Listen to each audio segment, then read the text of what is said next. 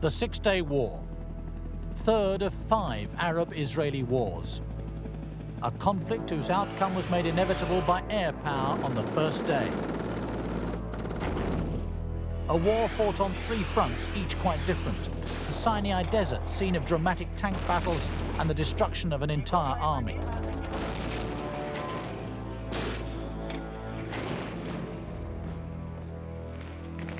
The largely urban street battles in Jordan as the Israelis fought their way into the holy city of Jerusalem.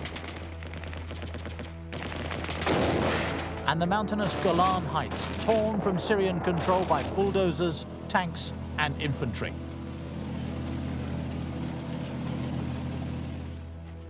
Israel was created by the United Nations partition of Palestine in 1947, giving 45% to the Arabs and 55% to the new Jewish state. The Israelis gained further territory when hostile Arab reaction led to war.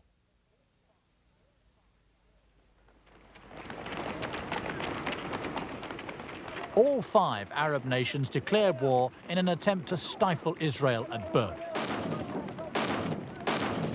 Israelis struggled for their state's very existence, creating a defense force characterized by officer-led units and reliance on flexibility, surprise, and innovation. The 1949 armistice established new borders, largely where the opposing armies' front line stood at the end of hostilities. But the conflict also created huge numbers of Palestinian refugees. 350,000 fled to Jordan, mostly to the West Bank area. Unlike Jewish refugees, the Palestinians were not absorbed by their new host countries. Instead, they were left in camps where they became a focus for Arab discontent. With no lasting peace, a revolution in Egypt bringing Gamal Abd al-Nasser to power made another war increasingly likely. Assuming command of the combined armies of Egypt, Jordan and Syria, his avowed intention was the destruction of Israel, but the Israelis resolved to strike first. An Egyptian blockade of Tehran prompted the Israeli offensive, which opened with a paratroop drop near the strategic Mitla Pass, backed by armoured assaults. The campaign then gradually built up momentum with attacks to isolate the bulk of the Egyptian army in the north and to end the blockade that had been denying Israeli access to the sea.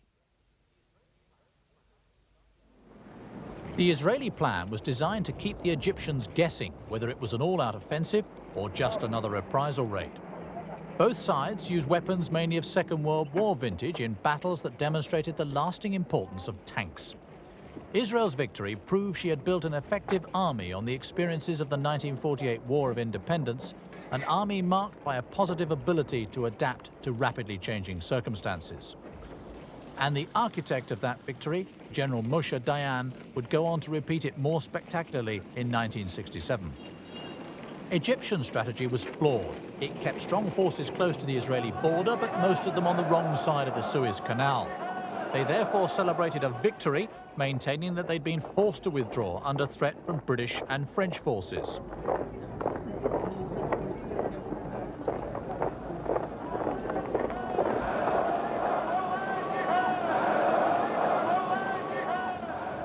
They had parachuted in to secure the Suez Canal, recently nationalized by Nasser. Scuttled ships remained as a sign that little had been achieved to bring peace to the region. Israeli settlements were attacked, some shelled, others were the target of guerrilla raids by Palestinian Fedayeen. The tempo of tit-for-tat border raids and reprisals grew as the Israelis dug in to protect themselves.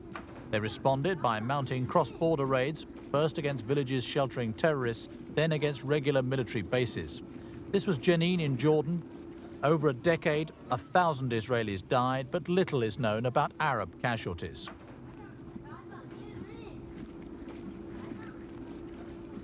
In 1964, an Arab scheme to divert the waters of the River Jordan away from Israel heightened tension further, bringing the Israelis to the brink of war. The biggest Israeli reprisal raid brought armor and air power onto the village of Al-Samu in Jordan. It was also the first Israeli raid mounted in daylight. Al-Samu had been a forward base for Fedayeen from Syria, mounting raids on Israeli settlements in the northern Negev near the Dead Sea.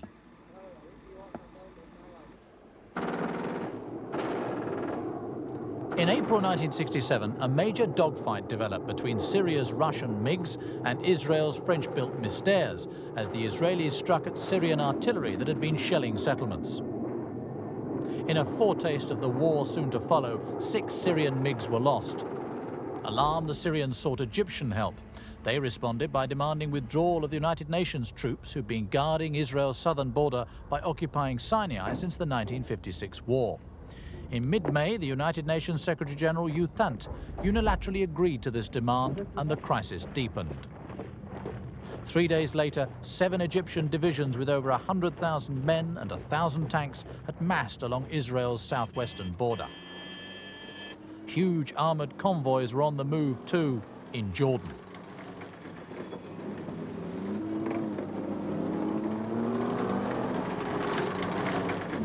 Jordan's leader, King Hussein, was more worried about seeming to be the odd man out in the Arab alliance than by the possibility of war. Within a week, Arab armies had massed at all Israeli borders, creating a crisis from which they hoped to gain political advantage. But as Arab war hysteria mounted, Egypt was unable to control that crisis and effectively backed Israel into a corner. The thousands who poured onto the streets were forcing action against the state they wanted to destroy for 2 decades. Israelis mobilized against what they saw as a clear threat. But time was vital. The Israelis couldn't keep their citizen army in uniform for much more than 2 weeks without endangering their economy. They also lacked the geographical depth to fight a defensive battle and then mount a successful counterattack.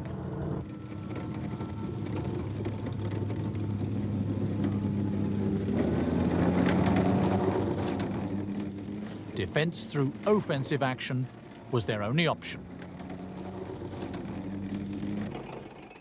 To run that offensive, the Israelis brought in General Moshe Dayan as Minister of Defense. An underground fighter during the War of Liberation, he had proved a daring battalion commander who established the ruthless fighting spirit that typified Israeli operations. A brilliant strategist, he was the architect of a stunning victory.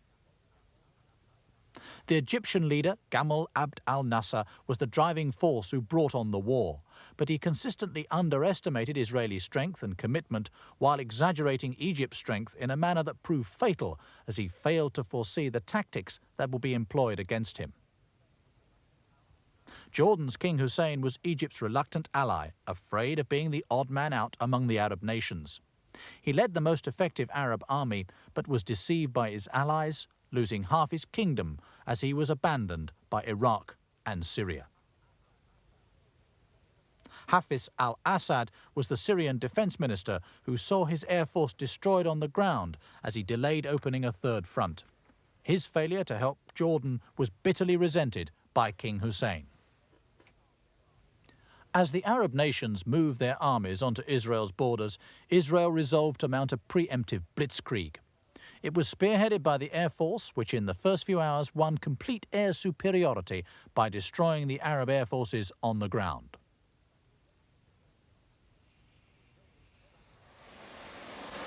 The Israelis scrambled at breakfast time. In the first wave, French-built Mystère fighter bombers.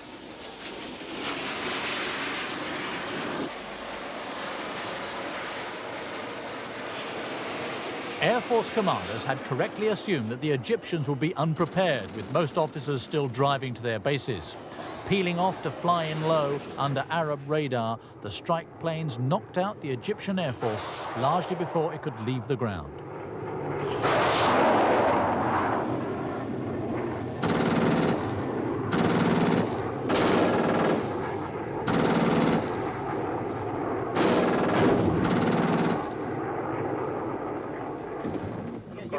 Air crews flew some 500 sorties before mid-morning. At each briefing, pilots were told their first priority was to destroy planes on the ground, spending as long as possible over the target and returning on minimum fuel. Mirage 3s speed to their distant targets, flying low over the Mediterranean to evade Egyptian radar.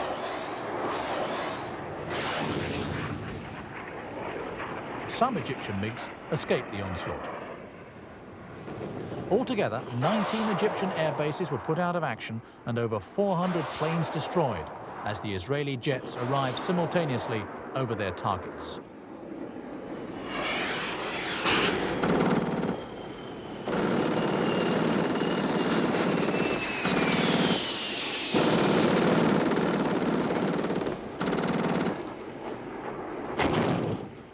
Those Egyptian planes that did get airborne were destroyed in dogfights.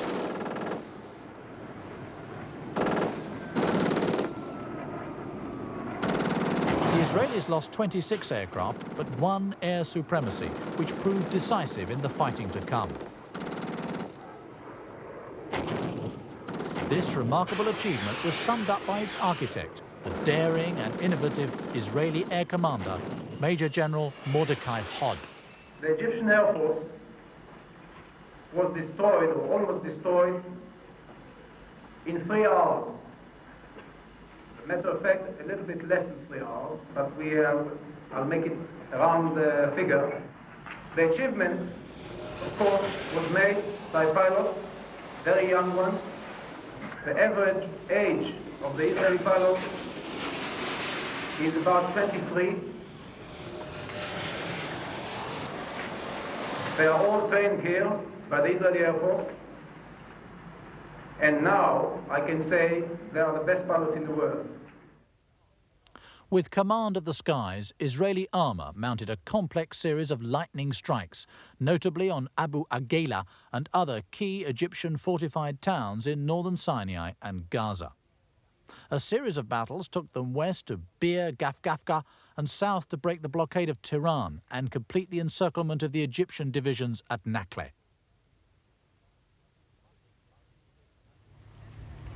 Monday, June the 5th, 1967, and the Israelis prepare to launch their singularly devastating offensive across the Egyptian border. Here, in the desert wastes, 3 Israeli divisions had gathered to face 7 Egyptian divisions, a force nearly 3 times larger and with at least double the number of tanks. The assault was spearheaded by the British Centurion tank, which decisively outscored the Russian-built T-54-55s used by the Egyptians. Alongside them, jeeps with anti-tank recoilless rifles. The speed of the advance surprised the Egyptians, who expected the slower tempo of opening moves seen in 1956. But instead of striking at the center, the Israelis attacked Gaza.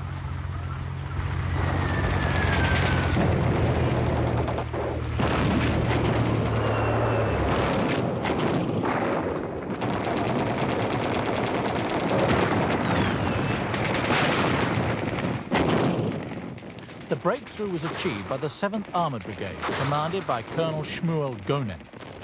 They outflanked fortifications and minefields, attacking over dunes considered impassable by the Egyptian defenders.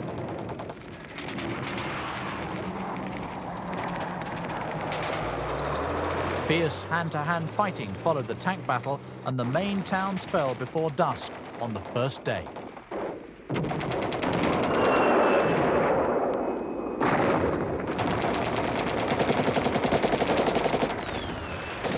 Egyptian tanks fell prey to well-armed and efficient infantry. Israeli tank commanders were also frequent casualties, a result of fighting from open turrets.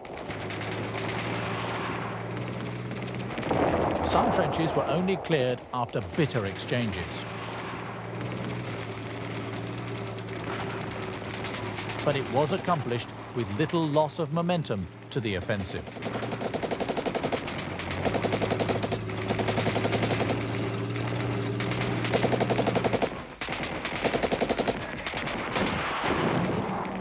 The strategy continually was to trap and encircle enemy armour and destroy it as it tried to break out.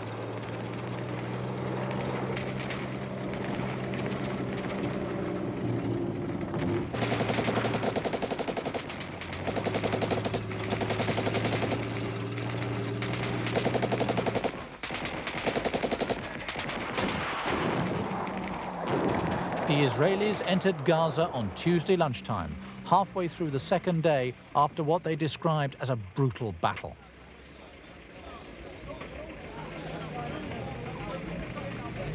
But the pause, like the welcome, would be short-lived. Thousands of mines had to be cleared from the deep echelons of the Egyptian defensives. But as some rested momentarily, others fought street battles to flush out the last resistance by Egyptian commandos. It was a bitter and unexpected defeat for the Egyptians. The Egyptian commander in Gaza, Major General Abdul Munah Husseini, still looks bewildered by the speed of his force's demise as he signs the surrender document, hastily scribbled out on a scrap of paper by his Israeli captors.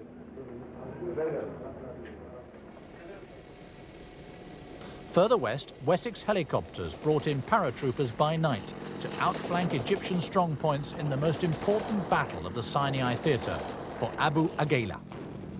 Here, the Israeli offensive was led by a future defense minister, General Ariel Sharon.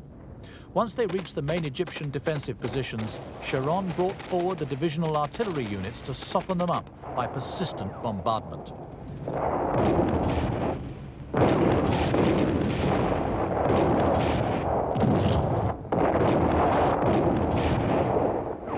Abu Agheila fell at lunchtime on the second day after what was probably the most complicated battle of all the Arab-Israeli wars.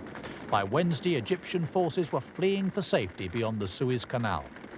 Israeli training aircraft, modified to take rockets, joined the attack on the disintegrating Egyptian armies. They swooped on the fleeing convoys as they converged on the bottleneck of the Mitla Pass, just 20 kilometers from the Suez Canal.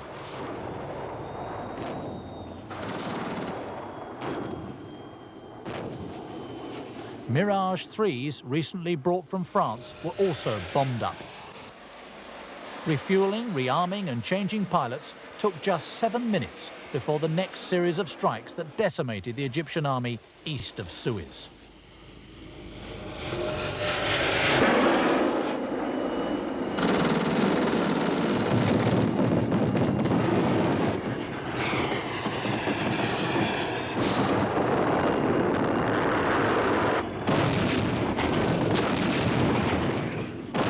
The 3 Israeli brigades were now being closely coordinated to prevent them mistakenly firing on each other.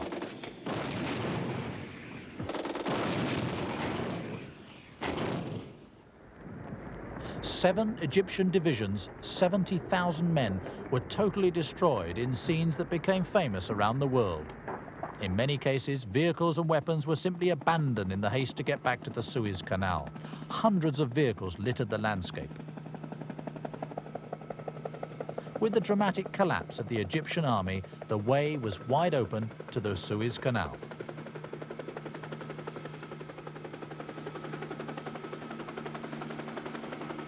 In front of them, fewer than 100 of the Egyptians' 1,000 tanks managed to cross the canal to safety. Their rout had been compounded by conflicting orders from the Egyptian commander, Field Marshal Abdul Hakim Ammar, which created panic in the defeated army.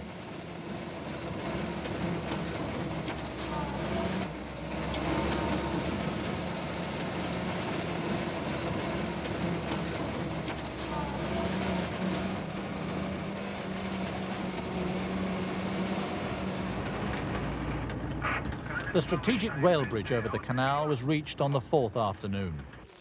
But none of the troops who relaxed along the canal banks that Thursday would say that it had been easy. I have seen it to be not very easy. They were fighting from house to house. You can see the shells in the houses here, that people had to fight from house to house. Most of it was done by the tanks, the light tanks. Yes, he is one from the big fighters here. How good was the Egyptian fighting yesterday? Not very bad, but we are better. In the east, the Israelis began by cutting off Jerusalem from the bulk of the Jordanian army in the north, which also found itself quickly under fire. Further offensives north of Jerusalem seized control of the Judean hills. Within 3 days, most major centers west of the Jordan were in Israeli hands, including the ancient cities of Jericho and Bethlehem. The Jerusalem corridor was the key to control of the Judean hills and Jerusalem, for it overlooks all approaches to the holy city itself. Its strategic importance had been recognized in ancient times by Joshua. The Harold Brigade was sent in to secure it after Jordan had opened hostilities with an artillery barrage. They advanced on the strategic Radar Hill in difficult mountainous terrain where well-fortified Arab Legion positions covered all approaches. A crucial tank battle was fought by night, the Israelis' old Sherman tanks using their searchlights to pick out targets regardless of the risk to their own columns. The brigade finally broke through the Jordanian lines to seize the mountain ridge and road connecting Jerusalem and Ramallah. And Israeli jets used their air supremacy to decimate fortified positions outside Jerusalem and any attempts to reinforce them.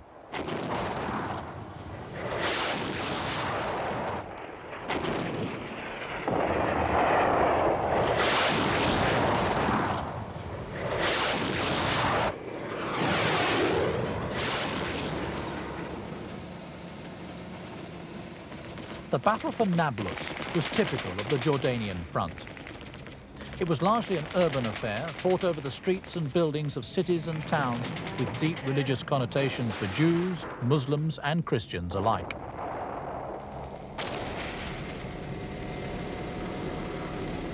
Just as in Vietnam, half a world away, the medevac teams were helicoptered into battlefield situations to take out the wounded.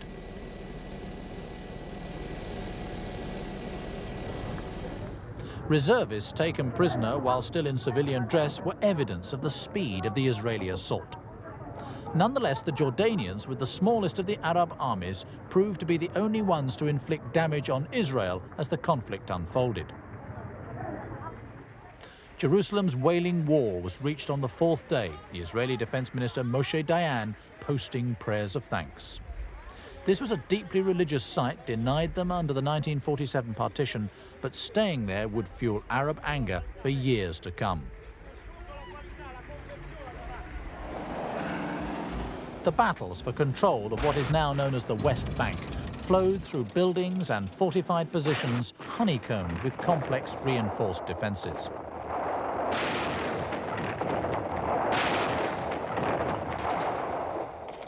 Here was where they met the men of the Arab Legion's El Hashim and Hittin brigades, their most effective opponents. In the towns, troops found heavily defended buildings, some several stories high, all interconnected by deep trenches and protected by minefields. Here, too, the Israelis suffered half their fatal casualties of the entire war.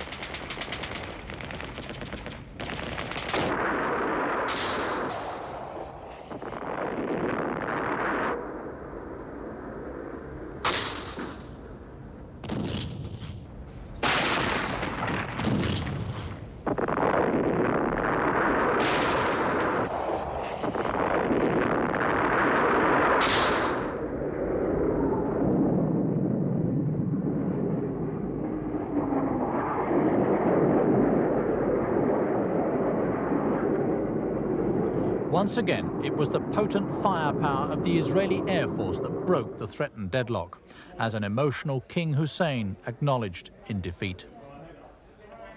The battle was waged against us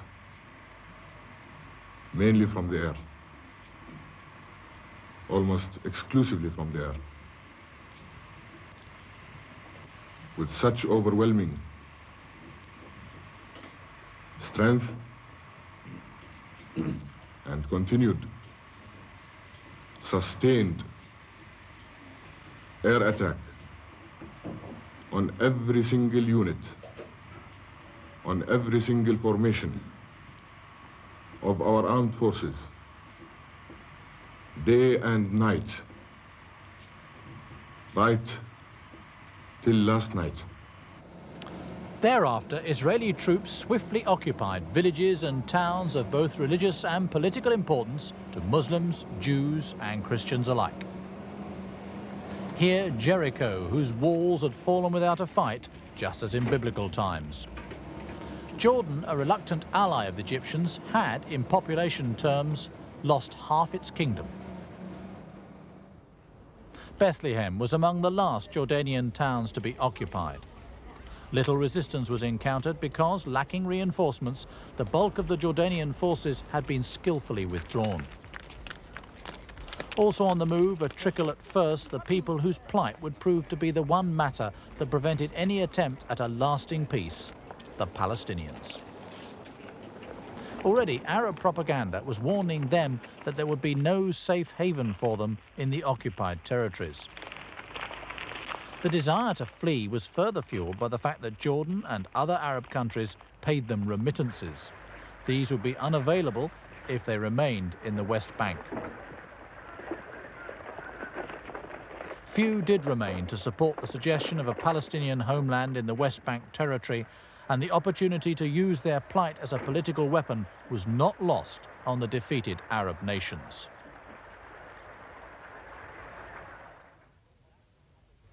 The formidable natural obstacle of the Golan Heights dominated the northern offensive against Syria. Israel's strategy involved three main thrusts to take Quneitra. Two further offensives literally bulldozed their way to command the road to Damascus before a United Nations ceasefire line halted the advance. The Golan Heights dominate Israel from a plateau up to 1,200 meters above the Jordan Valley. With gun emplacements, deep trenches and dug-in tanks, the Syrians had converted the area into a deep defense zone. From here, sporadic artillery and gunfire was directed onto Israeli settlements. Briefing the officers who would lead the assault, the Israelis stressed how Syrian deployments obviously relied on the difficulties of the terrain to aid their defenses. Israeli armor moves north. Freed from fighting in Sinai after the Egyptian collapse, heavy brigades moved swiftly through Israel to face the Syrians. Moshe Dayan had hesitated about attacking Syria in case it drew in their Russian allies. Now the delay had worked in his favor. On the fifth day of the war, he moved on to the offensive, and Colonel Albert Mandler's entire armored brigade moved up along a single axis.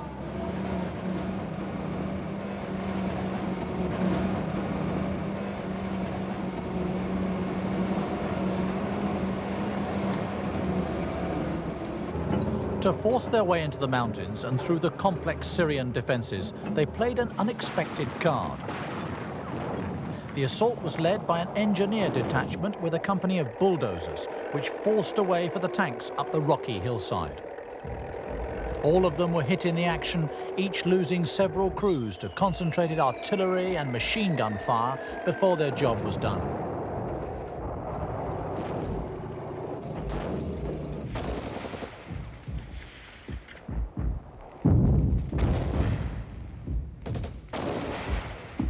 Gradually, the brigade fought its way up the steep ascent to take the Syrian strongpoints in hand-to-hand fighting.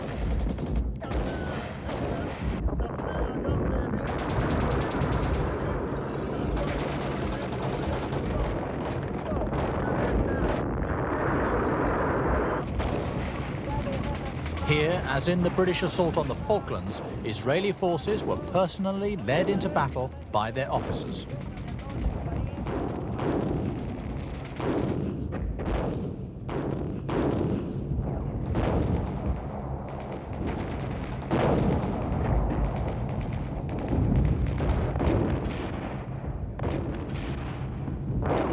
From the rear, Israeli artillery shelled the most stubborn Syrian strongpoints with pinpoint accuracy.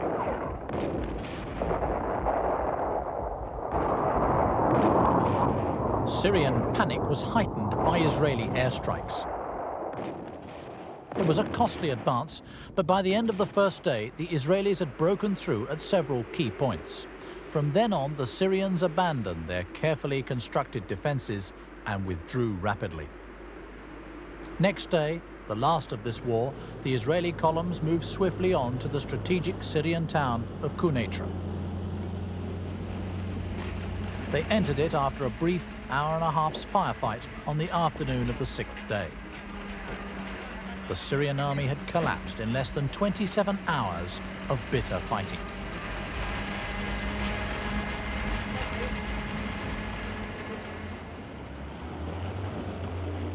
From here, the road to Damascus was wide open and the Syrian capital at their mercy. Only intervention by the United Nations halted the rout. It had cost the Israelis 115 dead. The Syrians lost about 1,000. Their outstanding victory gave the Israelis defense in depth for the first time in their history. Instead of being threatened by neighbors, Israeli forces now occupied the areas from which those threats were mounted. Now they posed the threat themselves. A matter for celebrations.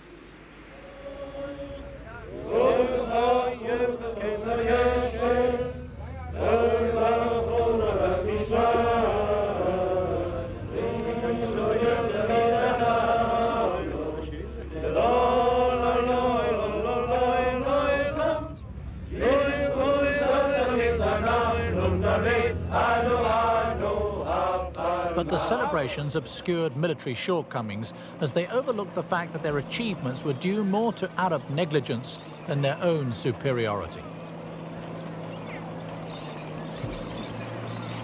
As a result, the Arabs who now gave in learned more from their mistakes than the Israelis did. And that was something the Israelis would discover to their cost within 6 years in the Yom Kippur War of 1973. Refusal to trade conquered lands for security guarantees fueled the refugee problem that would return to haunt Israel time and again, even until today. Hundreds of thousands of uprooted Palestinians were on the move, many the same people that had fled the Israeli War of Independence 20 years earlier.